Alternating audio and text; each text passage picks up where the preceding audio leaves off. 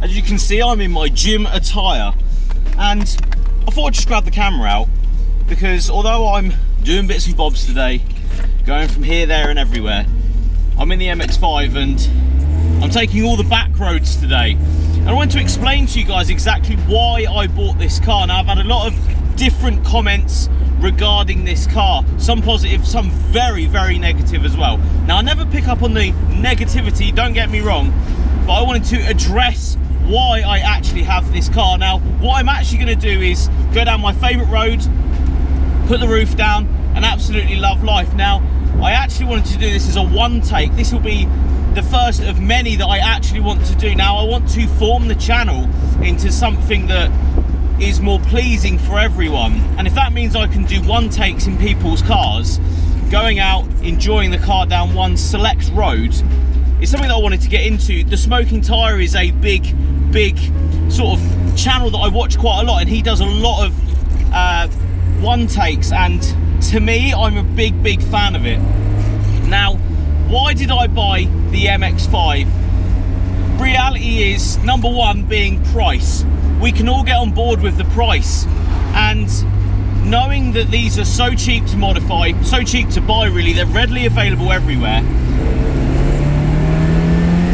it means that everyone can sort of get on board at any price point and you can just enjoy it. You can go and enjoy this car for no money. You could be, you know, minimum wage in McDonald's. It doesn't matter to you, to me, to you, to anyone. You can still go and buy this car for no money.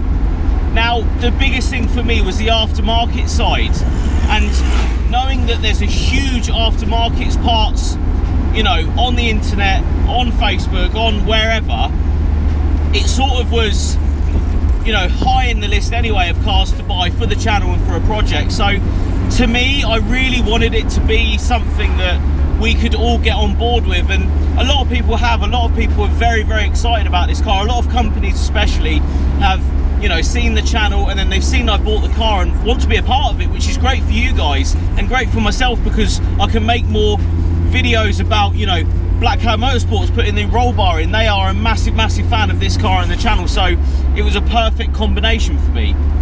Now, the biggest thing is, obviously with the price, what do you actually get?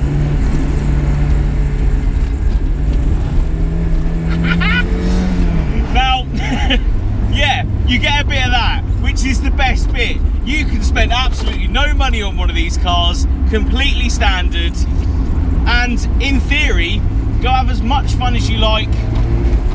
They can corner so well, even with the 13-inch little wheels on it and the standard suspension. It's frankly very sloppy on this one as well. It's not very good. It is on its way out. The rear shocks are not happy at the moment. I have come slightly unstuck a couple of times in this car, in a good way, in an exciting way, with a little bit of rear end excitement, but it's something I want to actually, you know, get into, replacing those rear shocks, because I think anybody with a 25-odd-year-old car, the rear shocks are going to be going the same way. So that's the next thing for me. I want to definitely lower this car. That's a big thing, and obviously I don't know which coilovers to go for. So if you have a Mark 1 MX5 or any MX5, put a comment down below. I want to know what coilovers you're running on your car. But that's really what I wanted to sort of go through in this video, is why I bought it. So cheap, it's cheap to run. I put about 40 quid worth of fuel in it the other day, and it put it on the full mile. I don't understand, like, I couldn't quite grasp that I was filling a car up and it stopped at 40 pounds. And for me, I can't remember the last time I put 40 quid in a car, because I always fill my cars up, you know, running around everywhere. I want a full tank all the time in theory, but I've had so many big engine cars in the last, especially couple of years for myself, that jumping in something that's only a 1.6 and has a relatively small fuel tank, I was then remembered right there, sat at the petrol station, that this car is so good, it's £40 to fill the fuel tank, which is hilarious. Now, a lot of people also wanted to know what size engine and what variant this one is. Now, although I think, don't quote me on this, let me know in the comment section if I'm wrong, they do a 90 brake horsepower and 115 in the UK spec Mark 1. Is that right? Let me know in the comments if not. But I think this is the 90 brake horsepower one, so we're not even running 100 brake horsepower. Now that's great, it's fine. You don't need all the power in the world in one of these things. You just need to be willing to mash your foot down wherever you fancy. You're not going to break any speed records in this car. But I think that's quite funny that a 90 brake horsepower car can bring me as a person.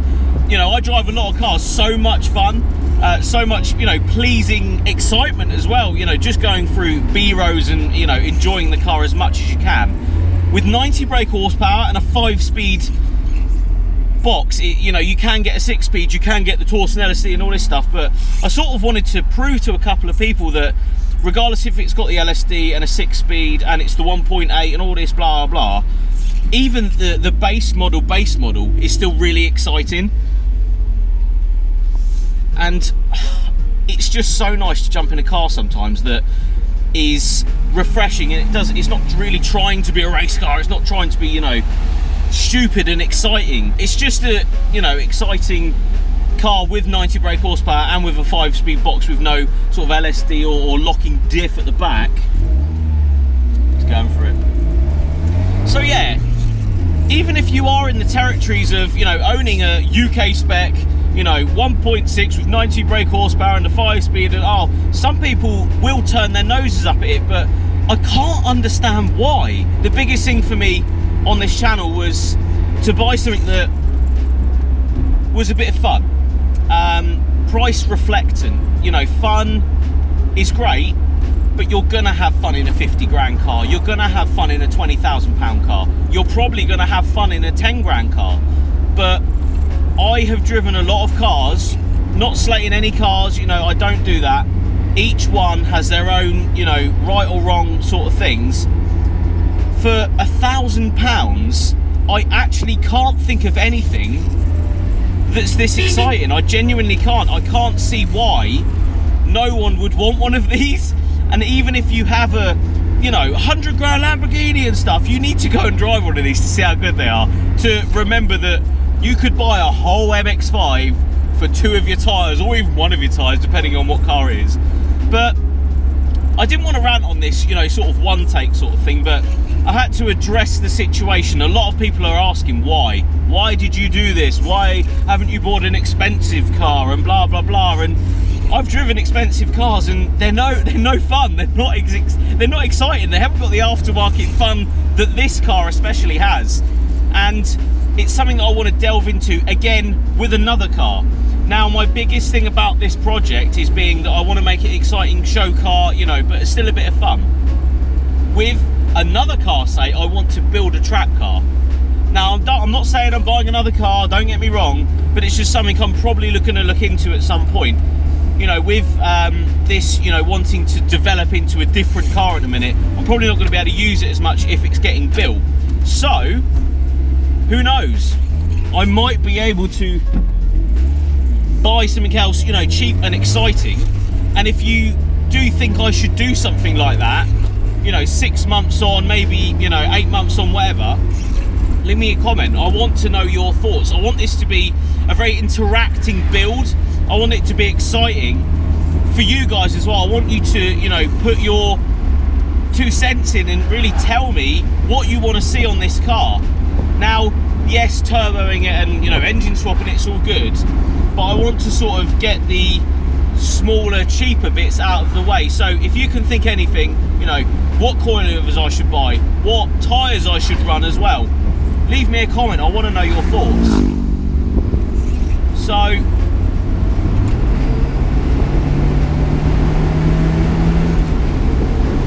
it's just such a good little car. So impressed. And I watched back some of my older MX5 videos and I remembered why I was so excited about them, and, you know, why I wanted to buy this one. In, you know, in a word, is it was just exciting. It was just good. And if you can have that at a fraction of a cost of another one, don't get me wrong, any builds, you know, there's a difference in prices with every build of every car. If you can get on board with, you know, your you know, price, you know, your amount of money that you have in your pocket at the time, you can get on board with one of these cars, I want to show you guys that. So let me know your thoughts on this sort of one take. I wanted to sort of chat to you guys more than anything, just, you know, get across why, and more of an interaction with this video. I want to sit in the comment section when this video goes up, and I want to chat to you guys. I want to chat to you on Instagram, so add me on Instagram. I want to chat to you on my Facebook page as well. Add me on the Facebook page. I'll put it all on the screen right now. And obviously, guys, if you want to support the car in any way, if you're a company that wants to, you know, put some wheels on its suspension, whatever you fancy, let me know. Shoot me an email on the FYD Apparel website. And if you want to, you know, support the build in any way, head over to fydapparel.com. Cop yourself some FYD merch. I'm going to sit in traffic right now after that little B-road blast. I'll see you all on the next video. Cheers, guys.